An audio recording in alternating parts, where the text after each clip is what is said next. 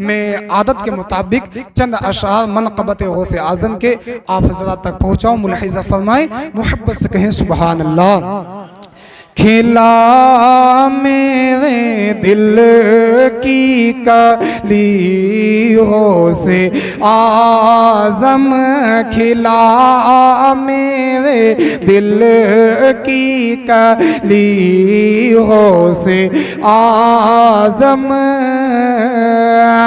کھلا میرے دل کی کلی غوث اعظم، کھلا میرے دل کی کلی غوث اعظم، مٹا قلب کی بے کلی غوث اعظم، مٹا قلب کی بے کلی غوث اعظم، کھلا میرے دل کی کلی غوث اعظم، مٹا قلب کی بے کلی غوث اعظم. اور ناظرین اکرام، یہ شعر بھی آپ حضرات تک پہنچ رہا، محبت سے کہیں لبیک یا رسول اللہ.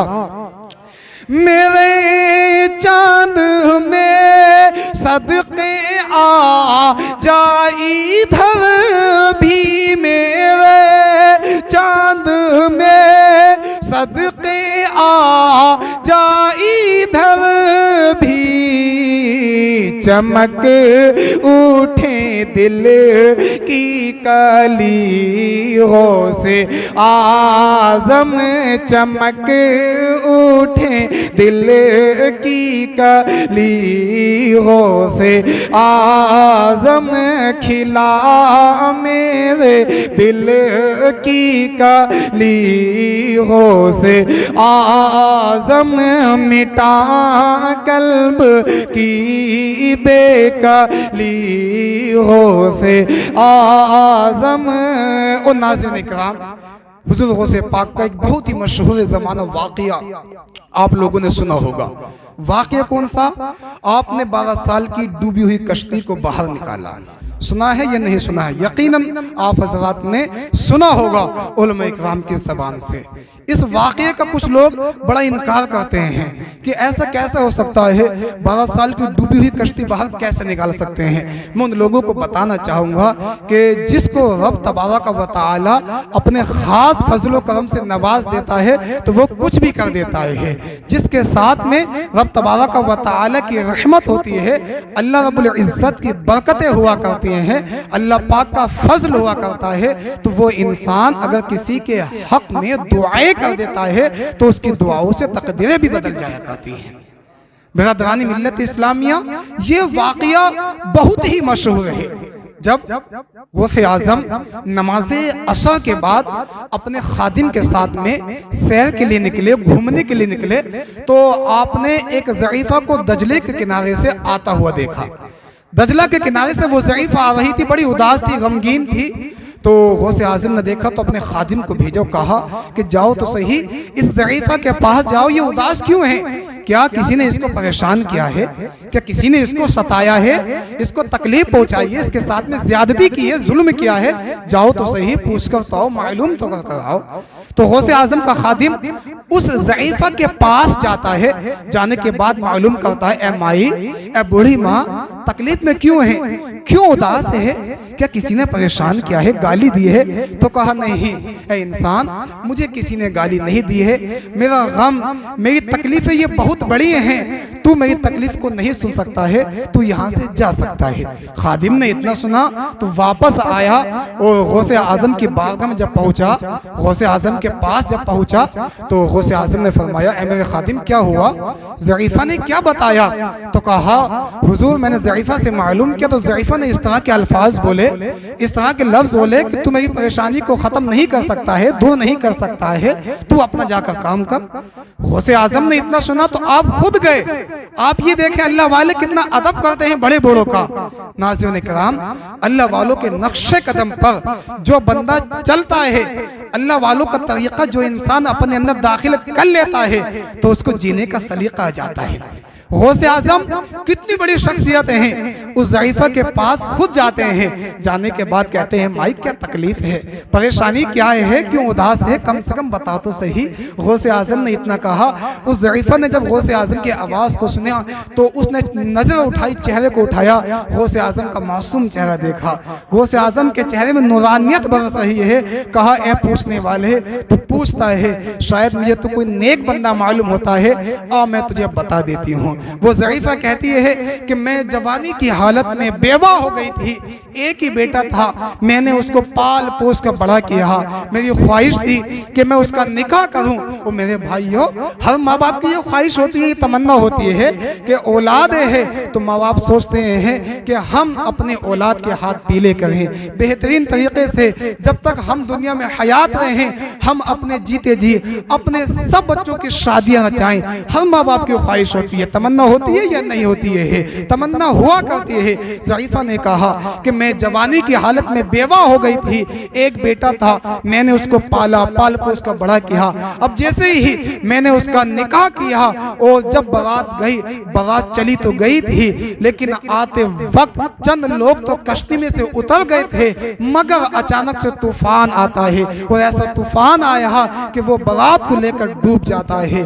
अब जब से वो मंजर मेरी निगाहों के सामने आता है, मेरी आंखें अश्कबार हो जाती हैं। कभी तो मुझे अपने बेटे के सुबह के वक्त में याद आती है, कभी शाम के वक्त में याद आती है, और मैं जब भी इस दजला के किनारे से आती हूँ तो मुझे अपने बेटे की याद आ ही जाती है। गौसे आजम ने इतना सुना तो कहा ए माई घबराती क्यों है, टेंशन क्यों लेती है, उदास क्यों है, अब तूने अपनी परेशानी जानती है किसको बताई है, मैं तेरी परेशानी को हल करूंगा। हुजूर गौसे आजम ने 2 रकात नमाज पढ़ी, मुसल्ला बिछाते हैं, नमाज पढ़ते हैं, अल्लाह तबारक व तआला की बारगाह में दुआ करते हैं। तो आवाज आई ए अब्दुल कादिर, ए मेरे प्यारे तू मांग क्या रहा है, देख तो सही 12 साल हो चुके हैं कश्ती को डूबे हुए, जो लोग डूब गए थे उनका तो मांस भी गल चुका है, मछलियों ने अपनी गिज़ा बना लिया है, जो हड्डियां थी वो जमीन के अंदर पैवस्त हो चुकी हैं, पानी के मलबे में मिल चुकी हैं, मछलियों ने गिज़ाओं को गिज़ा बना लिया उन लोगों को,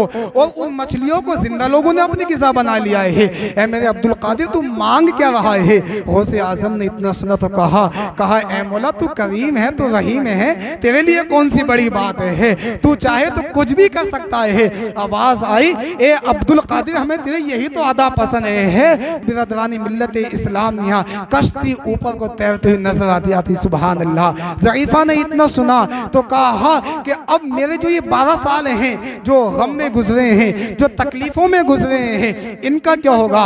अब मैं अपने पोती पोतों में किस तरह से खेल खेलूंगी, किस तरीके से उनके मैं दिल बहलाऊंगी। गौसे पाक ने फरमाया जो तेरे 12 साल गम में गुजरे हैं, जा मैंने खुदा पाक की बारगाह में दुआ कर दी, तेरे 12 साल को रब तबारक व तआला ने और बढ़ा दिया।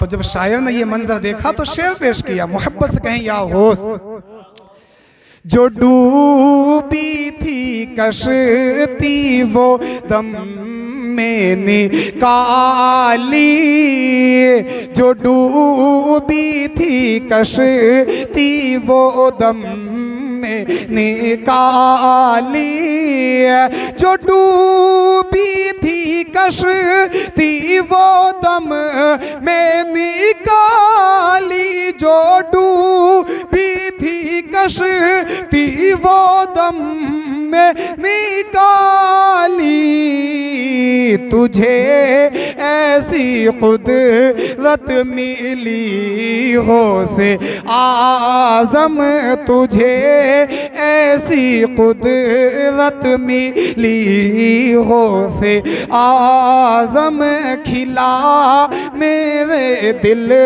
کی کلیوں سے اعظم مٹا قلب کی بے کلیوں سے اعظم.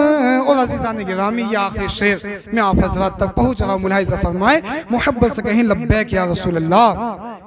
نہ مانگوں میں تجھ سے تو پھر کس سے مانگوں، نہ مانگوں میں تجھ سے تو پھر کس سے مانگوں، کہیں اور بھی ہے چلی ہو سے اعظم، کہیں اور بھی ہے چلی ہو سے اعظم، کھلا میرے دل کی کلی ہو سے اعظم، مٹا قلب کی بے کلی ہو سے اعظم.